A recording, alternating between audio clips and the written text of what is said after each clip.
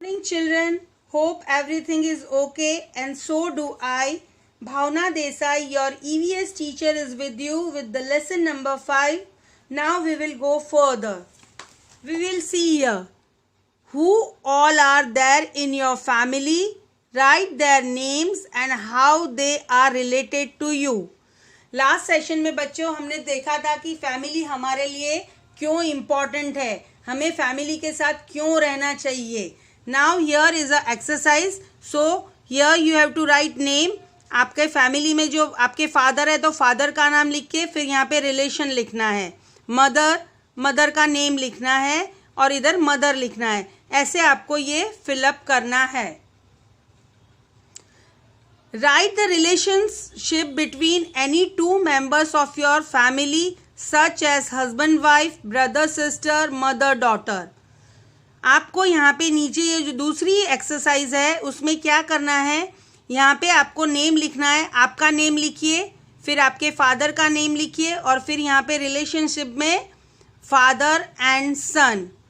Then mummy का नाम लिखिए, फिर आपकी सिस्टर का नाम लिखिए और यहाँ पे रिलेशन में आएगा mother and daughter.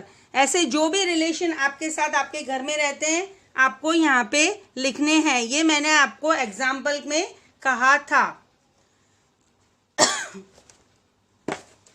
As in the family, generally the small children, to the small children, family member called with nickname. हमारे बड़े फैमिली में क्या होता है, फैमिली में रहते हैं तो छोटे बच्चों को उनके प्रॉपर नाम से नहीं बुलाते हैं मगर उनका एक अलग नाम रखा होता है, निक नेम. जैसे किसी का नाम प्रशांत है तो उसको छोटू कह के बुलाते हैं. दिया है तो उसको रानी कह के बुलाते हैं, रानी उसका निक नेम हो जाता है. ऐसे जनरली सब फैमिली में छोटे बच्चों का निक नेम होता है.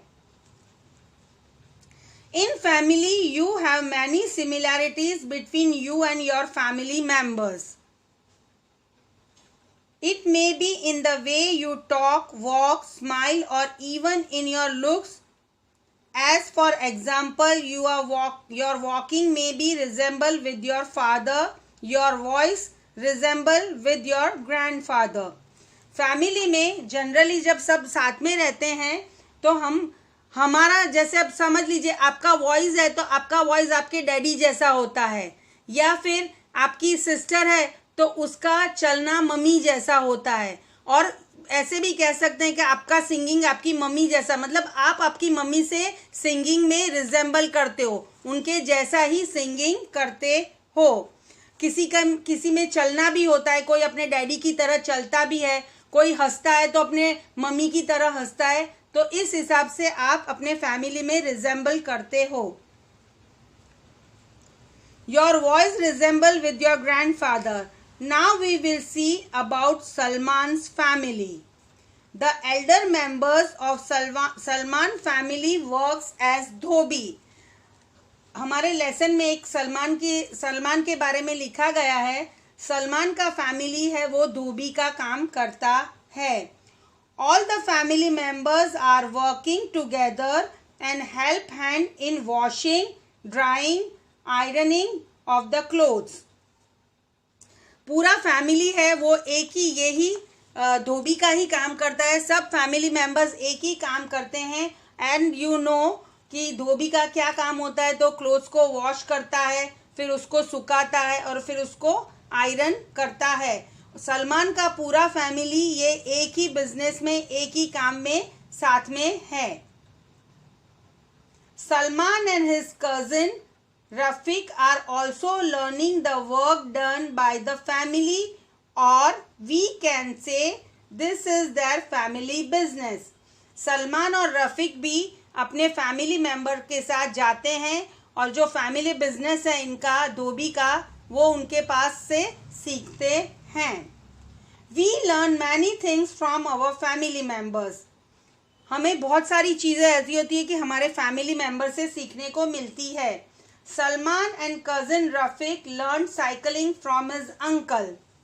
सलमान और रफीक ने वॉशिंग का काम, जो धोबी का काम था वो तो सीखा ही था, उसको छोड़ के उनके अंकल ने उनको साइकिलिंग भी सिखाया था। आपके घर में भी ऐसा हो सकता है कि आपके अंकल आपको पियानो बजाना सिखाए, या मम्मा है आपकी तो आपकी सिस्टर को कुक करना, खाना बनाना सिखाए, या कपड़े वॉश करना सिखाए। ये सब चीज़ें हमें हमारे फैमिली मेंबर सिखाते हैं।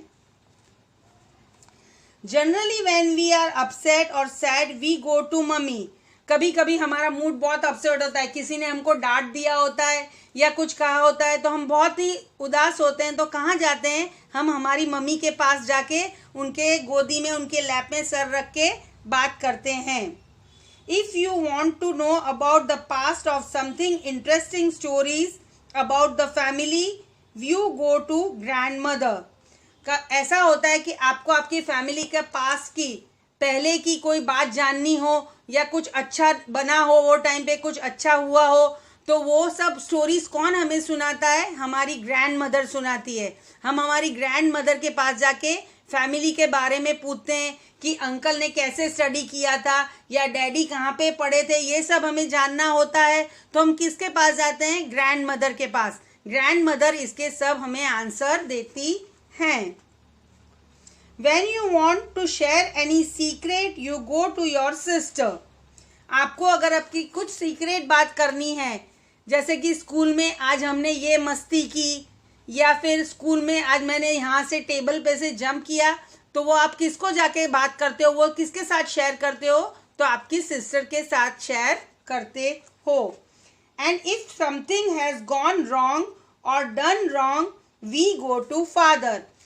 कभी हमारे से कुछ गलत हो गया हो या कुछ हमारे साथ गलत हुआ हो, तो हम जाके किससे बात करते हैं? डैडी से बात करते हैं कि आज मैंने ऐसी मिस्टेक की है, सॉरी, या मुझसे ये गलती हो गई है, तो इसको मैं कैसे ठीक करूं।